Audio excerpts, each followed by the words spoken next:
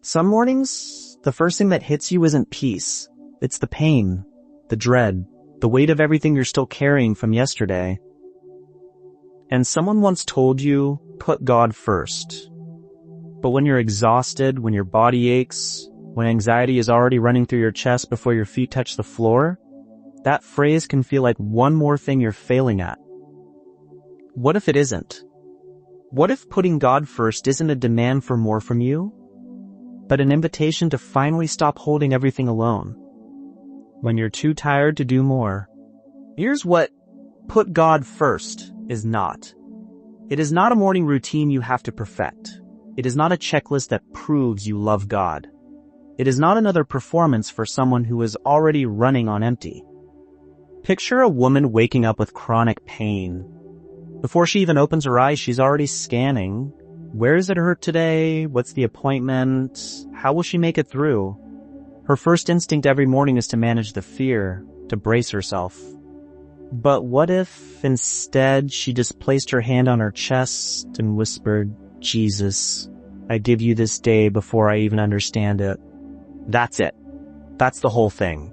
Come to me, all you who are weary and burdened, and I will give you rest. Matthew chapter 11, verse 28. Jesus doesn't say perform for me. He doesn't say clean yourself up first. He says come. The invitation is to the weary. That means you, exactly as you are right now. Putting God first can happen in 5 seconds. It can happen from a hospital bed. It can happen through tears, through fog, through pain. A broken whisper may be more spiritually honest than an hour of forced religious routine. Bring him the ugly first. But here's where a lot of people quietly get stuck. They feel like they need to calm down before they come to God. Like they have to find the right words, or stop being angry, or get their emotions under control first. That's not putting God first. That's putting your composure first. Imagine someone sitting in a car outside a doctor's office, hands shaking. No powerful prayer, just, Lord, I'm scared. I don't want bad news. Please sit with me. That is a soul putting God first, not the polished version of themselves, the real one. Let the morning bring me word of your unfailing love, for I have put my trust in you. Show me the way I should go, for to you I entrust my life. Psalm chapter 143, verse 8. The psalmist didn't write that from a place of calm. He wrote it from distress. He wrote it as a cry, not a quiet time. And yet, that raw reaching toward God, that is exactly what trust looks like. Your weakness is not what keeps you from God. It might be the very thing that finally makes you reach for Him. God first doesn't mean God only. Now, some people here put God first and wonder if that means they should stop taking their medication, skip the counseling appointment, or feel guilty for calling their doctor. It doesn't mean that. Not even close. First doesn't mean only. You can bring God into the process without abandoning the process. He can be the lens through which you walk through human care, not a reason to refuse it. There's a quiet, sobering moment in Scripture. King Asa fell severely ill, and in his illness he didn't turn to the Lord at all, but only to the physicians. The text doesn't condemn the physicians. The grief is that God was simply absent from his heart in the middle of it. That's the difference. Not skipping the appointment, just not letting fear speak first. Trust in the Lord with all your heart and lean not on your own understanding. In all your ways submit to him, and he will make your paths straight. Do not be wise in your own eyes. Fear the Lord and shun evil. This will bring health to your body and nourishment to your bones. Proverbs chapter 3, verses 5 through 8. When someone gets a difficult lab result, the old pattern is familiar. Google the worst, call everyone in panic, lie awake catastrophizing. Putting God first doesn't mean ignoring that report. It means pausing, even for 30 seconds, and saying, Lord, you saw this before I did. Be bigger than what I'm reading right now. Then going to the appointment, asking the questions, following wise care, but without letting fear become Lord over the moment. The valley may still be there.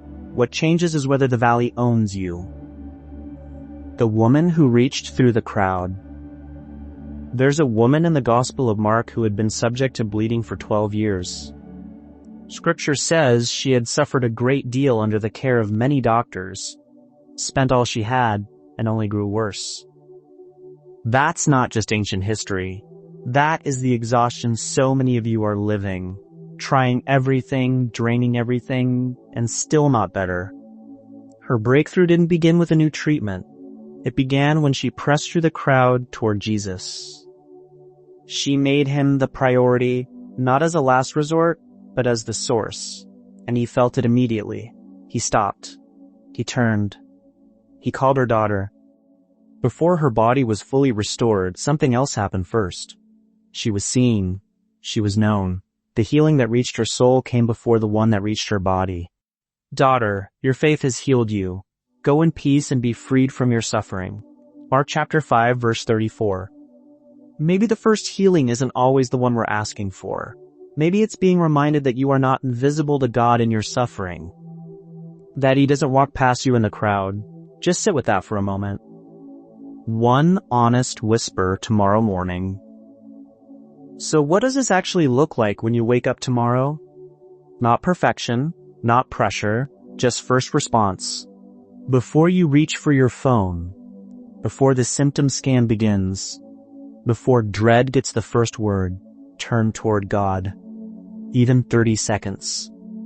Pause. Whisper something honest. Jesus, carry this for me today.